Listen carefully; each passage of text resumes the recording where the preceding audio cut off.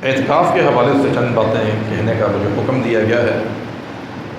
جو احباب، جو خواتین اعتکاف کے اندر آئی ہیں، یہ ان کے لیے بڑی سعادت کی بات ہے، کیونکہ اعتکاف ایک ایسا عمل ہے کہ جس کے بارے میں نبی کریم صلی اللہ علیہ وسلم کے بارے میں آتا ہے کہ آپ نے ہر سال اعتکاف کیا ہے، حتیٰ کہ آپ دنیا سے چلے گئے۔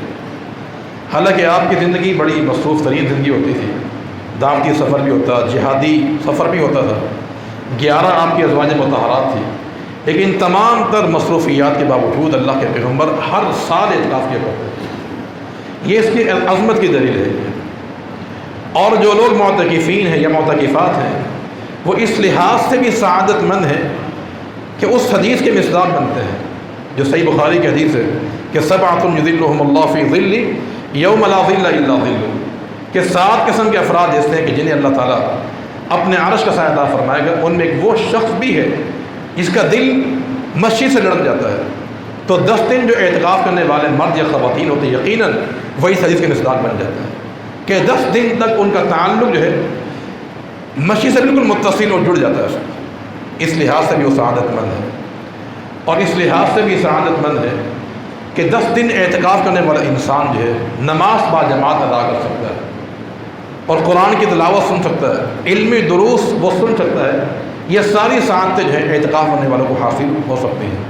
لیکن دوران اعتکاف معتکفین کے لیے کچھ ہدایات بھی ہیں جو اسلام نے بیان کی ہیں۔ مثال کے طور پہ اعتکاف جو ہے صرف مسجد میں ہوگا، اس کے علاوہ کسی اور مقام پر اعتکاف نہیں کیا جا سکتا، خواہ مرد ہوں یا خواتین۔ نمبر 2، اعتکاف کے دوران مسجد سے باہر جانا جائز نہیں ہے۔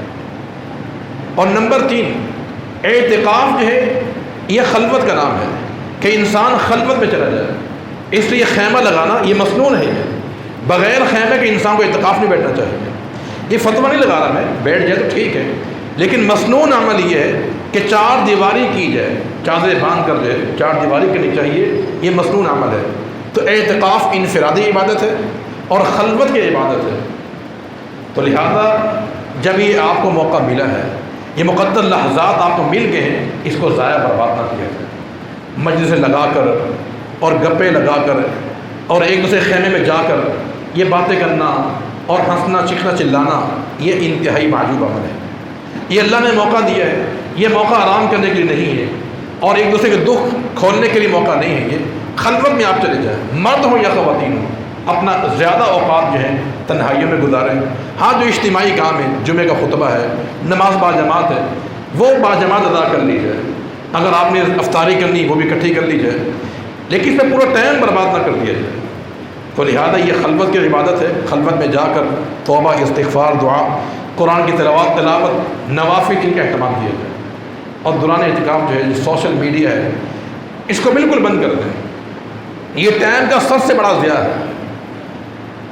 اگر ہاتھ میں موبائل ہوگا تو فیس بک ختم نہیں ہوتی ہے، یہ چلتی رہے گی، یہ کبھی ختم نہیں ہوتی۔ یہی حال یوٹیوب کا میرے خیال۔